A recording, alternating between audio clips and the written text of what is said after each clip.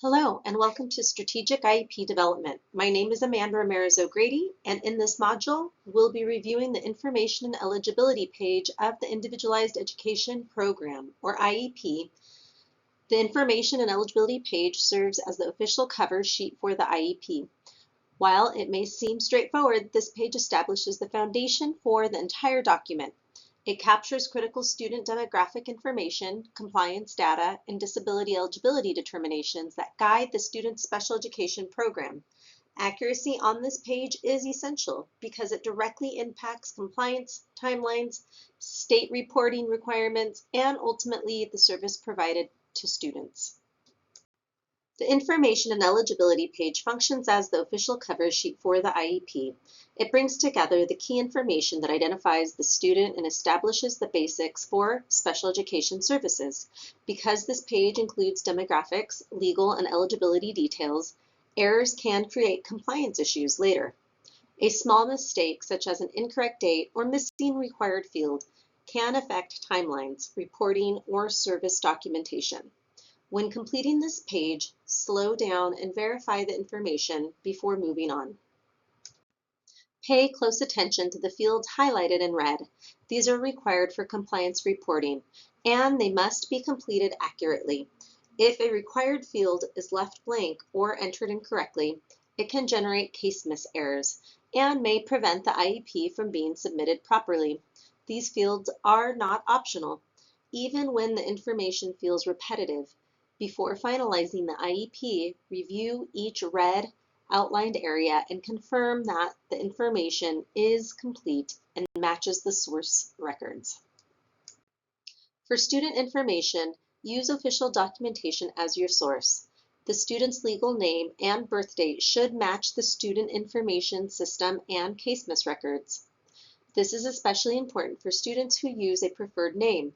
Preferred names can be included in parentheses after the legal name, but the legal name should remain the primary entry. This helps maintain consistency across records while still acknowledging the name the student uses day by day. This section includes several important dates. Enter the IEP meeting date, the special education entry date, the last evaluation date, and the next evaluation date.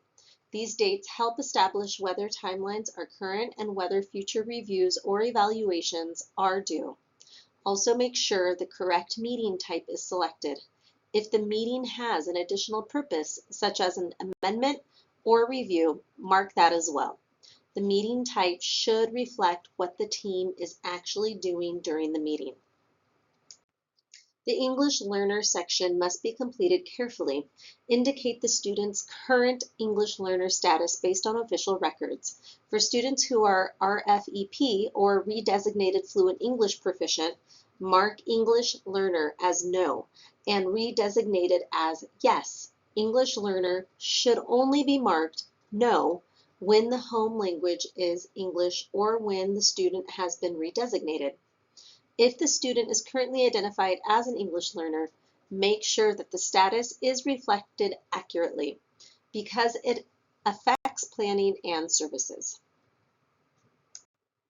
In the Parent and Guardian section, include the person or people who hold educational rights.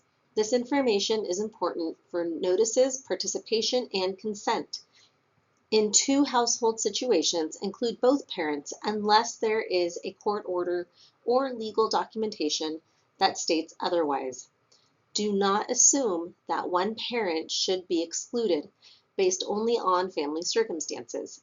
If there is a legal limitation, make sure the documentation is available and that the IEP reflects it appropriately. For district and demographic information, enter the DSEA, which is your LEA. Race and ethnicity should align with the student information system. If the student information system does not provide the needed information, the team must still make sure the appropriate case misreporting designation is entered.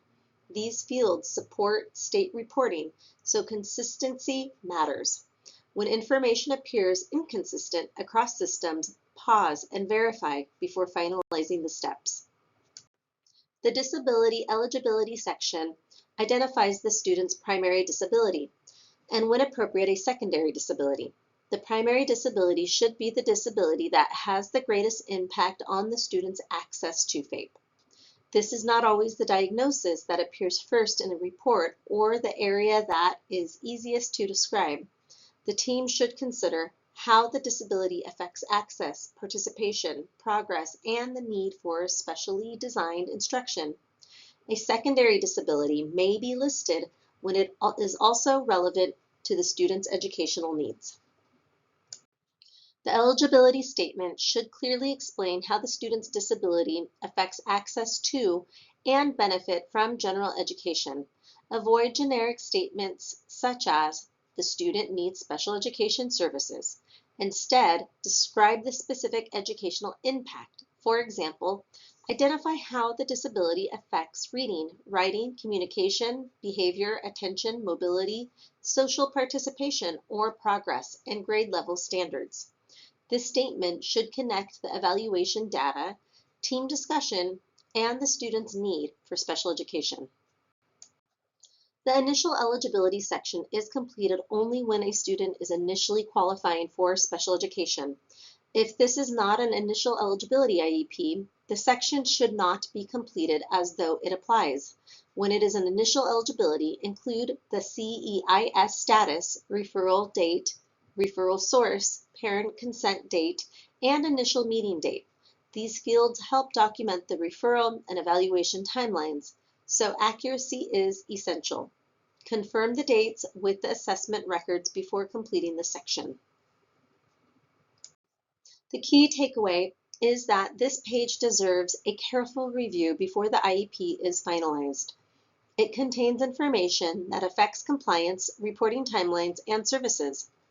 Make sure required fields are completed, dates are accurate, eligibility is clearly described, and demographic information matches official records. Most importantly, individualize the IEP based on the student data, team input, and the student's unique needs. Accuracy on this page supports both compliance and meaningful planning for the student. If you have questions or would like additional support, please contact a program specialist at Butte County SELPA. We are here to assist you in developing meaningful, individualized, and benefit-driven IEPs.